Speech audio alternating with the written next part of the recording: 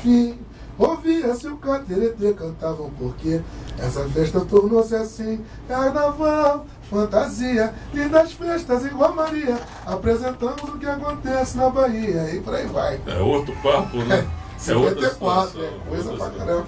E também um outro samba do Aurinho da Ilha, cantando a Beija.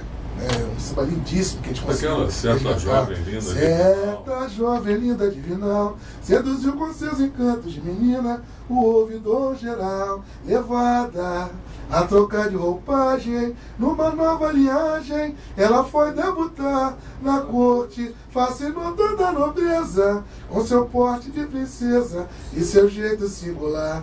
Ana Jacinta, rainha das flores, de tantos amores dos salões reais, com seus encantos e sua influência, supera as intrigas e o preconceito social. Era tão linda, tão rica, tão bela, ninguém mais formosa que ela, no reino daquele ouvidor. Ela, com seu trejeito inteligente, fez um reinado diferente na corte de Araxá e nos devaneios das festas de Jatobá. Mas antes, com seu trejeito feiticeiro, traz o Triângulo Mineiro de volta a Minas Gerais.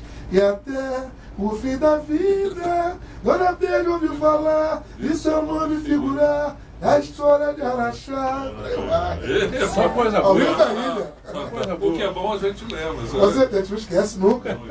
Nem tem o direito de esquecer. O Manel tá ali rindo à toa, aquele coração. Não, coisa boa, coração só coisa vermelho, boa. vermelho,